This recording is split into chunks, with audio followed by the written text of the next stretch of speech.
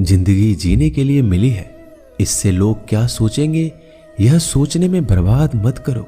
किसी के बुरे वक्त में उसका हाथ पकड़ो, सहारा दो, उसे हिम्मत दो, क्योंकि बुरा वक्त थोड़े समय में चला जाएगा, लेकिन वह आपको दुआ जिंदगी भर देता रहेगा। मनुष्य सुबह से शाम तक काम करके उतना नहीं थकता जितना चिंता और क्रोध के एक क्षण में थक जाता है। संबंध परमात्मा से अच्छे बना लो तो तुम्हें किसी की जरूरत नहीं पड़ेगी, तुम खुद सबकी जरूरत बन जाओगे। सलाह देने तो हजारों आते हैं, लेकिन जब साथ देने की बारी आती है तो केवल भगवान आते हैं। जीतने के बाद तो सारी दुनिया गले लगाती है, क्योंकि जो आज आपके साथ है वह कल आपके खिलाफ हो सकते हैं। बिना मतलब के कोई आपकी इज्जत नहीं करेगा, लेकिन खुद को इतना काबिल बनाओ कि लोग बिना मतलब के भी आपका इज्जत करें। भगवान कहते हैं सोने से पहले तुम सबको माफ कर दिया करो और तुम्हारे जागने से पहले मैं तुम्हें माफ कर दूंगा। भगवान ऑक्सीजन की तरह है जिन्हें आप देख नहीं सकते, लेकिन उसके बिना आप रह भी नहीं सकते। कोई और तुम्हारी मदद नहीं कर सकता, अपनी मदद स्वयं करो। आप खुद के सबसे अच्छे मित्र हैं और सबसे बड़े दुश्मन भी। इंसान तब समझदार नहीं होता जब वह बड़ी बातें करने लगे, बल्कि समझदार तब होता है जब वो छोटी छोटी बातों को समझने लगे। आप किस समय सही थे इसे कोई याद नहीं रखता, लेकिन आप किस समय गलत थे ये सब याद रखते हैं। सब दुख दूर होने के बाद ही मन प्रसन्न होगा, यह आपका भ्रम है। मन प्रसन्न रखो, सब दुख दूर हो जाएंगे, ये हकीकत है। किसी भी व्यक्ति की कोई भी बात बुरी लगे तो दो तरह से सोचो। यदि व्यक्ति महत्वपूर्ण है तो भूल जाओ, और बात महत्वपूर्ण है तो व्यक्ति को भूल जाओ। रिश्तों का संबंध सिर्फ रक्त से नहीं होता, जो मुसीबत में हाथ थाम ले उससे बड़ा कोई रिश्ता नहीं होता। भगवान कहते हैं तुम सब कुछ मुझे सौंप दो, सारा दर्द परेशानी, और बिल्कुल हल्के होकर मुझे याद करो। धीरे धीरे तुम्हारा जीवन बदल जाएगा। हर रोज रात को सोने से पहले भगवान को अपनी पूरी दिनचर्या बता के सोएं। अगर आपके द्वारा किसी का दिल दुखा है तो मन ही मन उससे माफी मांगे। अगर आपका किसी ने दिल दुखाया है तो उसे माफ करके सारी चिंताएं भगवान को सौंप कर सो जाए। यकीन मानिए इससे आपकी जिंदगी खुशनुमा बन जाएगी। क्रोध बोला हुआ एक शब्द इतना जहरीला हो सकता है कि आपकी हजार प्यारी बातों को एक मिनट में नष्ट कर सकता है। सबको हंसाना लेकिन किसी पर भी हंसना मत। सबके दुख बांटना लेकिन किसी को दुखी मत करना।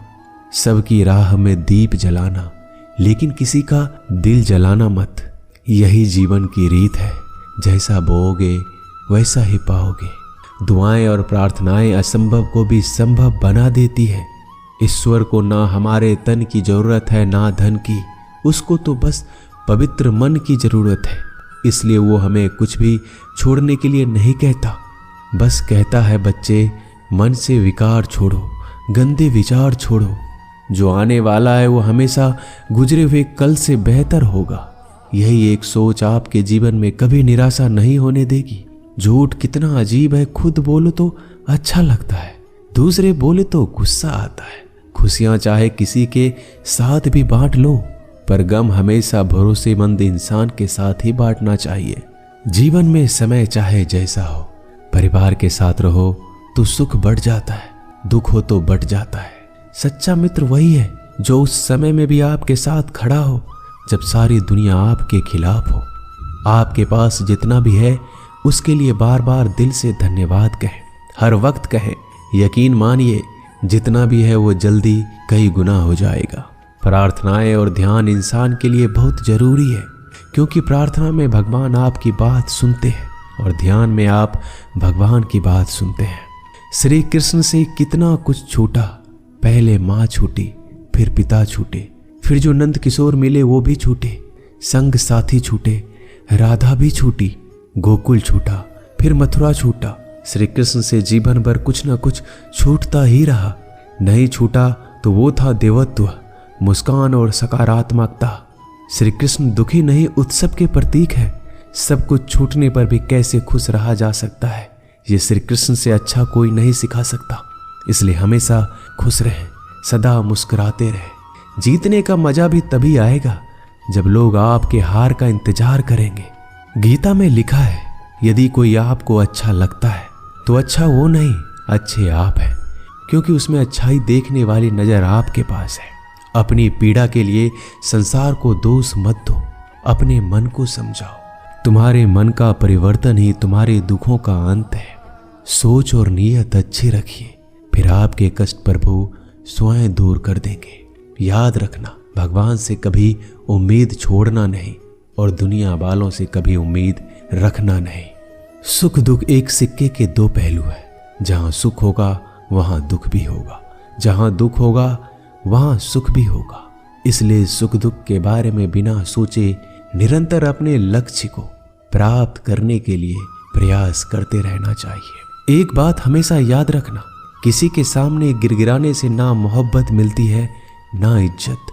इसलिए अपने स्वाभिमान को जिंदा रखो। कोई अगर आपकी किस्मत में होगा तो आपके पास खुद ही चलकर आएगा। दूसरों को हराने का मौका मत दो, बस खुद को आगे ले जाने की जिद पालो। कभी हार ना मानने की आदत ही एक दिन जीतने की आदत बन जाती है। सिर्फ दो चीजें मनुष्य के भाग्य का निर्माण करती है। पहला, स्वभाव। अगर आपके स्वभाव में अच्छाई, विनम्रता और गुण है तो आपका भाग्य चमकेगा। अगर आपका स्वभाव क्रोधी है, आलसी है, तो आपका भाग्य बिगड़ना अनिवार्य है। इसलिए अपने स्वभाव को मधुर और आकर्षित बनाइए। दूसरा, आपकी वाणी। बोलना तो आदमी 2.5 साल की उम्र में ही सीख जाता है, परंतु कब, कहां और कैसे बोलना है उसे यह जिंदगी भर भी नहीं समझ पाता। जिसे ये बोलना आ गया कि कब, कहां और कितना बोलना चाहिए, समझ लो उसे सफल होने के लिए कोई नहीं रोक सकता। पिता से बड़ा कोई सलाहकार नहीं, माँ की छांव से बड़ी कोई दुनिया नहीं, भाई से अच्छा कोई भागीदार नहीं और बहन से बड़ा कोई शुभ चिंतक नहीं। इस मतलबी दुनिया से कोई मतलब ना रखो, और मतलब रखना है तो अपने मतलब से मतलब रखो। दुआएं मांगने से किसका भला होता है? मिलता तो वही है जो हमने बोया होता है। तुम नीचे गिर के देखो, कोई नहीं आएगा उठाने। तुम जड़ा उड़कर तो देखो, सब आएंगे गिराने।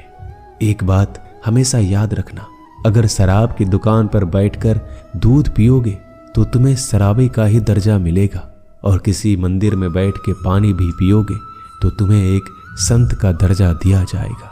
इसलिए आप किसके साथ उठते बैठते हो ये बहुत मायने रखता है। दोस्तों, आशा करता हूं कि आपने इस वीडियो से बहुत सारी सीख ली होगी। मिलते हैं जल्दी एक नए ज्ञानवर्धक वीडियो में। धन्यवाद।